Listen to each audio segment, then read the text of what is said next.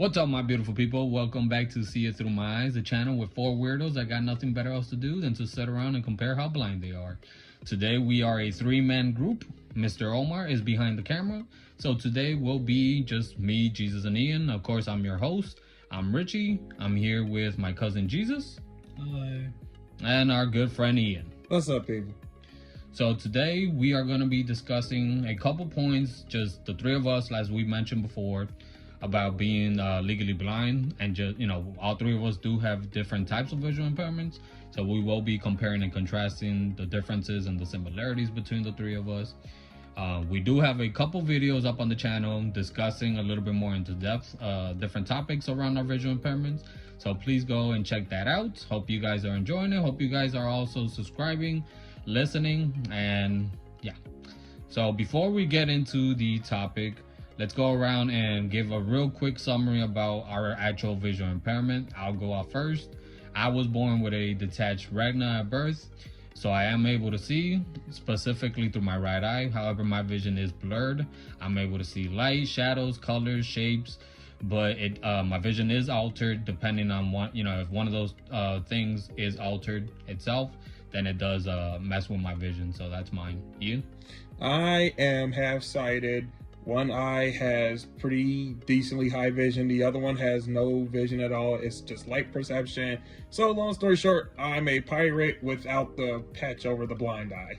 Jesus. I'm partially sighted, and like Ian said, I'm also a pirate with no eye patch.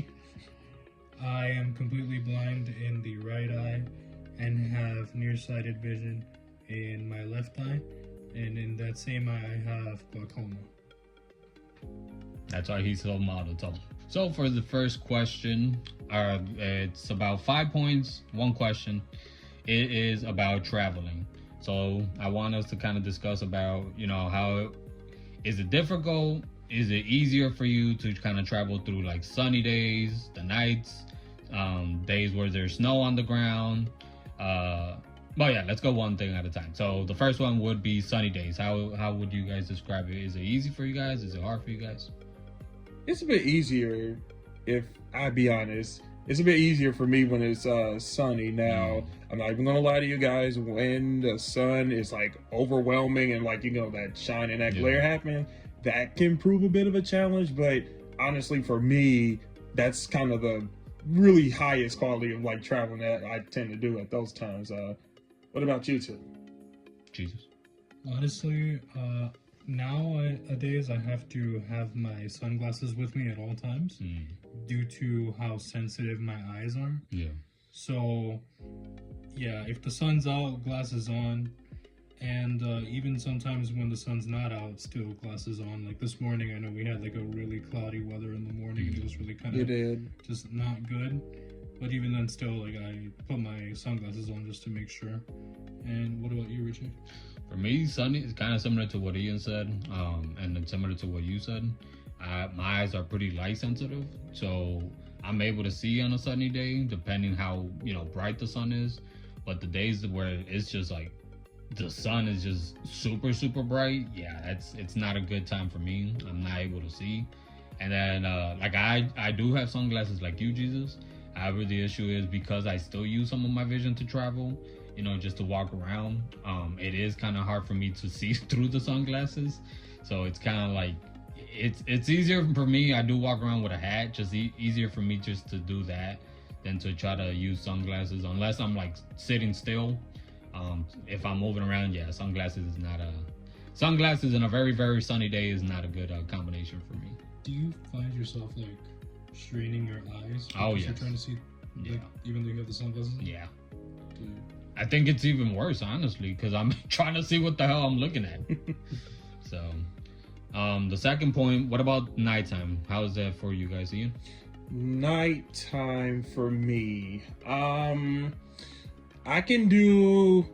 Okay, so I can travel at night, but it's definitely gonna, if you're in the inner city, there's lights. So, it's gonna only work there. I think, to be honest, just to do a quick story, the real test of my kind of night travel vision came when me and another friend of mine went out to an Arizona trip with some other visually impaired and blind individuals, and out there when we was in the wild, there was no like street lights and stuff. So when it got dark, it got dark.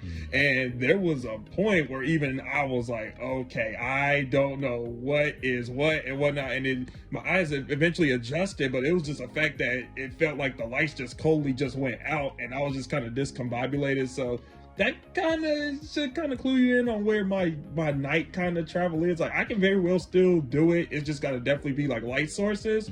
What about you, Jesus? What do you think, man?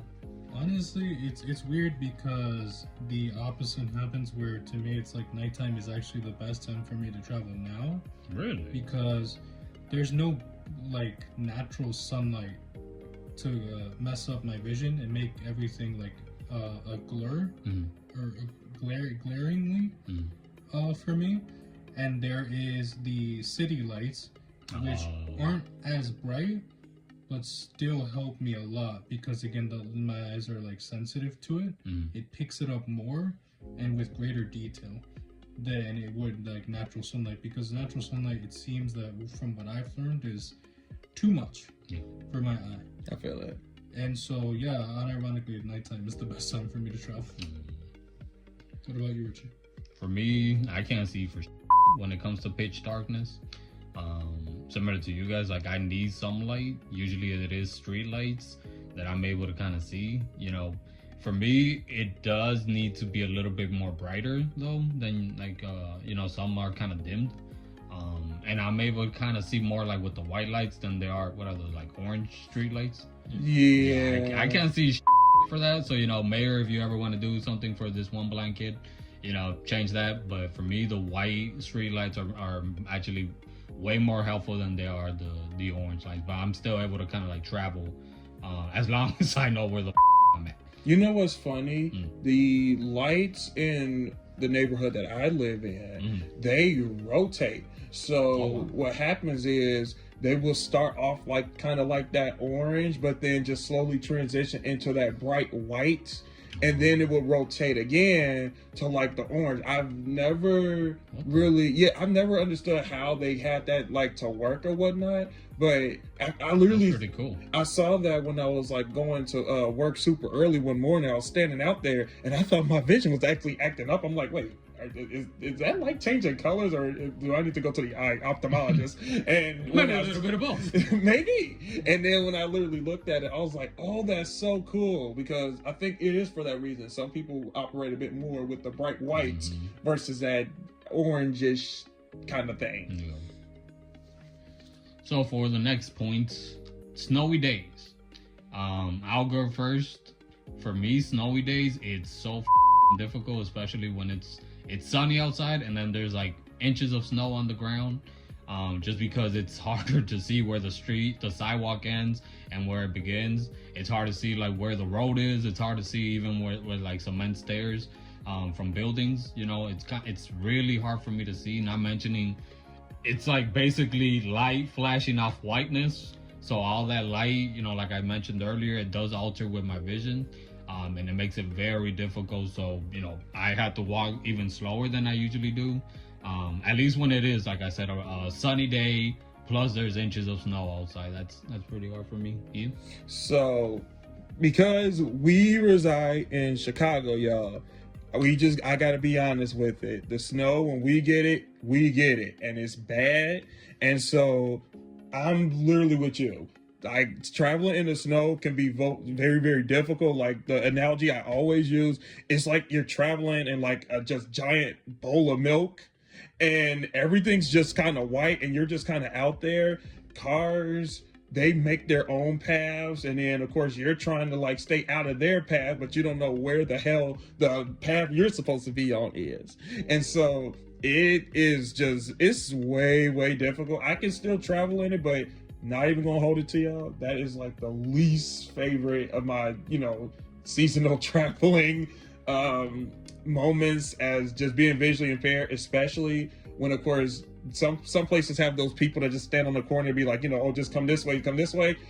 Yeah, it doesn't work for me. And then sometimes they even try to holler, like, you were supposed to stay in this, or you could have got hit. It's like, gee, everywhere I could have got hit. It's freaking snow. What are you, nuts? What do you think, Jesus? I'm gonna add everything that both of you said and say I hate it. Yeah. Absolutely. It's like the sun reflects off the snow, which makes it into like a giant flashbang for me if I even take off my sunglasses at all. And then, not to mention, there is like, if the snow piles up, it obviously adds more difficulty to the like where you're trying to go, right? Because like, from my perspective, I'm trying to navigate with the cane. I'm trying to do the little tap tap tap thing and such, like right across the sidewalk. And I can't do that because if I'm in a pile of snow, like obviously the snow's gonna win. And then you have the ice. Yes. Oh my God. Yes. Ice. Especially if like You can't see it, bro. you can't see it, and then if you have like a cane too, it's like yeah. one hand is already occupied, Yeah. so like you might as well just be mentally prepared to fall at this point. Get ready for snow angels. And you know what? Just to even go in on it even further, it's just the fact that the snow be chaotic, and then the worst part is you could very well already have like a set path or whatnot. Let it snow again. Your path is going to be gone. And then you got to retrain yourself all over again from square one. And the difference is it might be more snow on top of that. So it's just a hassle. I ain't even gonna hold it. Like I've never been one of those that wish for a white Christmas, and well, I kind of have a bias why. So for the final point of this question, what about construction sites? I'll go first. Me and you, Ian, we had this conversation a while back about how difficult it is, and I'm assuming the same thing with you, Jesus, that it's hard when you don't know where the construction is, and if you do come across it, like, whether it's the tape or the signs or whatever, it's like, okay, then how am I going to get around it? For me, it's really difficult. Now I have Lucy now, so she'll get me around, but obviously she can't tell me, hey, Blindy, move this way. So it is kind of hard still to get around it, especially when it's like either you go all the way around, or sometimes you do have to cross the street, or dangerously you do have to go on like the shoulder of cars that are parked, or the sidewalk, the curb, whatever. So to me it is hard. And then when you have people, whether it's the construction workers or people across the street, like, hey, they're doing construction there. It's like, yeah, thanks, I figured that part out. I'm just trying to figure out how to get around the construction sites. So what about you, Ian? Yeah, I'm with you. Where it's just most of the time I would just play it safe, and I would just kind of take unnecessarily the longer route, even if it puts me like past my house, past where I gotta go, and I gotta like walk back or something like that. I would just do it because I've even gotten that before where someone like, you still could walk through where they doing the work at, but I just don't want to take that risk because like, I don't know what the nature of the work is that they're doing, whether they try, put in, tar in the street, whether they putting in a new cement or stuff like that. And, some of them, they don't really be apparent about it. They just like, didn't you see the sign? Didn't you see the cone? It's like, well, maybe I did, maybe I didn't. But, I'd rather just kind of reduce me embarrassing myself and ruining their hard work by just kind of staying out of it altogether. Because, I'm not gonna lie, I've been guilty of messing kind of city projects up, and it was literally because I didn't see it in time for me to notice that they were trying to do something. And of course, it made a big scene. I look bad, and I'm like, okay, now I really got to take the long route because I don't want them looking at me. So, yeah, Jesus. I've learned that in my case, I'm better off just going, finding another way. Yeah. Instead of trying to go through it and risking like hurting myself or just messing something up. Because sometimes it's out of your control where things are, Yeah. So, yeah. That guy knocked down the cement truck. Okay, so for the next question, where it's gonna be, let's do it a little bit faster, because it is a couple points. So this one will be kind of a mixed bag of different points. So the first one will be, is it easier for you to see from a distance or things up close? Ian?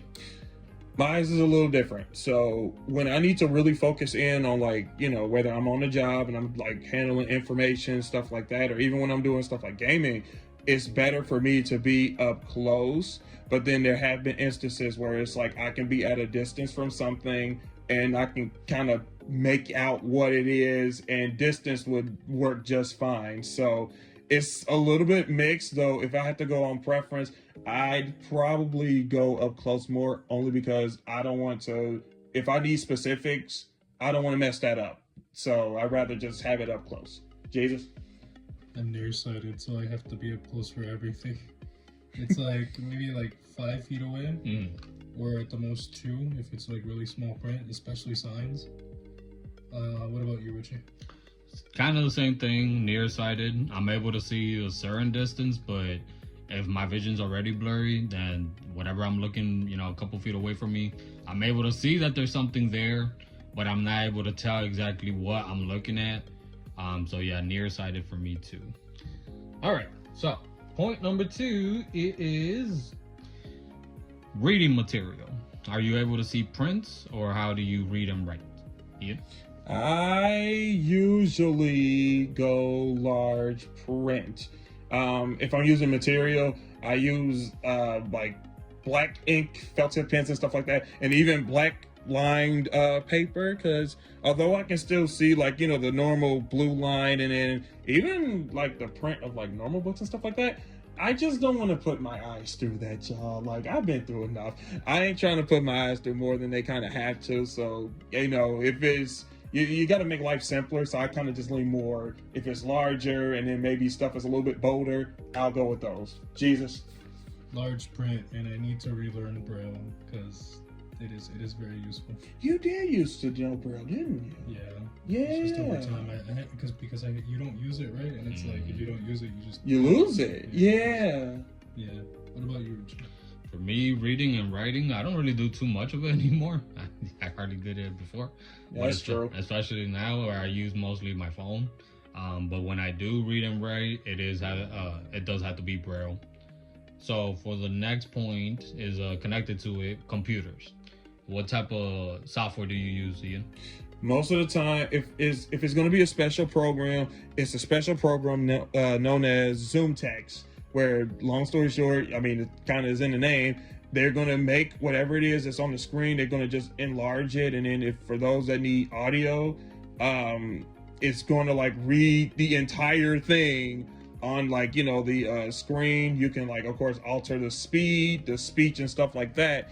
I usually use it just for the sake of magnification, and I just kind of turn off the audio that goes with it. And then, hilariously enough, you can also increase the magnification. So, some people, if you need it like at a 3x, 4x, something way past that, go ahead and do it. I usually kind of stick with just the standard when I like load up Zoom Text, which is usually at a 2x. I kind of just stick with that. But then again, it also depends on what type of computer I'm using, because different screens have different dimensions. And so if I'm working on a smaller screen and I'm using Zoom Text, I will most likely bump up the Zoom Text. That way I can kind of see more on the smaller screen. But then the overall screen of the computer is large. Then what I will do is just kind of leave my Zoom Text usually at the standard of 2, because it's gonna just zoom. It's gonna zoom the words, and then I can kind of just see just the words themselves on a much larger range, if that makes sense. Jesus? I also use Zoom Text, and I put it at the 3x magnification with the voice sometimes reading it, sometimes not. Sometimes it gets annoying. Truth. What about you, Richie? For me, JAWS. If you don't know, it's a software that it's a different software than the audio one, but this one specifically talks to you. It has its own command. Whatever the cursor is on, it reads it to you. It has a very annoying voice, very monotone, and sometimes it doesn't always read everything that's on the screen, and it's also kind of difficult to explain to a sighted person who might be working with you. I usually use JAWS, and 80%, if anyone's asking me, 80% satisfied with my service. There's a lot of keys that go with JAWS, just so you know, just so you guys kind of know. So if you're like one of those. It's like, it's just simply just use the JAWS. No, there's certain key commands and stuff you might want to remember and all of that, but training. So second to last point, stores, specifically like signs, anything that you might be, I don't know, I doubt we window shop, but if you do, share with the class. Ian? Like, what do you mean, like just buildings themselves? Well, specifically stores, but it could be any type of business. Like if you're looking for a specific type of business, like how do you go about it? Most of the time, like I go by, usually their signs are pretty big, and then of course I kind of have like that muscle memory of how certain signs look like McDonald's, the giant M arch, or Target, you see, the Target mark, or Marshall's has like the words in blue. Like I use little indicators like that to kind of help me. Just a bonus, if I'm doing like the grocery store, I think one of the challenges sometimes is just when I'm going in there and I'm picking stuff out, and then it's like looking for the dreaded expiration date on things, because sometimes they're not in the most obvious spaces of like an item. You gotta like kind of twist and turn that thing until you find it. But then that's part one, because then the other part of it is sometimes they write that stuff either extremely small, or worse, it's just you can't really make it out. Like I don't know if it was just some type of printing error or whatever. So in those situations, I'm not gonna lie, sometimes I have guessed it, and then what I thought would last for like 2 weeks only lasts for like one. It's only good for like one more, and then I gotta like rush it. But I think long story short, I think you just kind of you find your flow. You find your flow on how you gonna operate inside a store, or even just trying to track down a store and stuff like that. Jesus? I know for me, the first few times I always have someone like come with me, just to get a feel for wherever like the store itself is. And then when I'm actively in the store, I usually ask for help in the customer support desk, because a lot of stores are accessible, right? Usually. But they're not usable. It's like there's so much that still needs to be done in terms of like making the store itself like usable for like specific disabilities and whatnot. And then the few times when I can't get help, or just am by like myself, I use an app called Seeing AI, which is a very good app that reads stuff to you, and like you can take pictures and all that stuff. I'll have a video on it like eventually too. What about you, Richie? For me, finding a business is pretty hard. I can't normally see any signs, especially in the daytime. So what I usually do, if I can't find landmarks outside of it, like I'll ask, my family or friends or whoever, like, hey, I'm trying to find this place, can you describe the outside for me?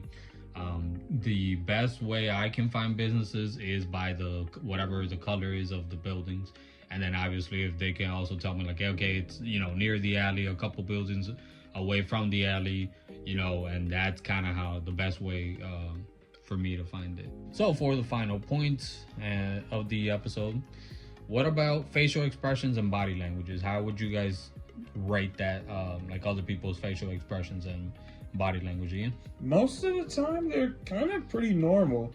I don't know, maybe it's just, I know that this is my perspective, so I got to keep that in mind, but it's just not many people be that openly expressive, like, oh my God, this and that. And then if there are the people that have that just kind of like, why is he looking so close to his phone and stuff like that, I'm not even gonna lie to y'all, I just don't notice. I don't notice because I'm out in the public, I got things to do, I'm doing my thing. Like, if people gonna stare, let them stare. I really don't care about that, as long as they just kind of keep a line of respect for myself and my personal space. I'm gonna be okay. Like, they can stare to their heart's content. I can't even see them anyway, so what's the point? Jesus? Do you mean like us trying to look at other people's facial expressions? I give you either one. Oh, okay. I know in my case, I can't really like tell like facial expressions anymore.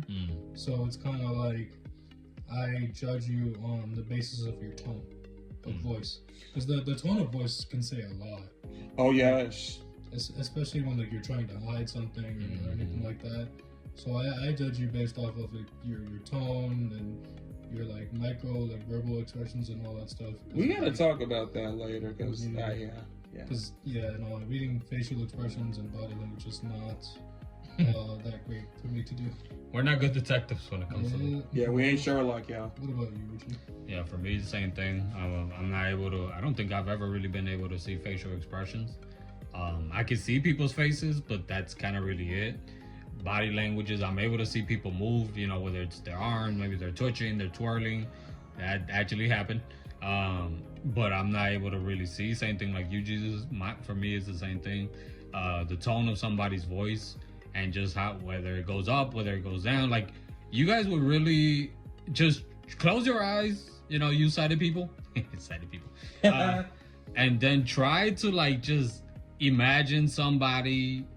Like, I don't know how to describe it, but just close your eyes when you're talking to somebody.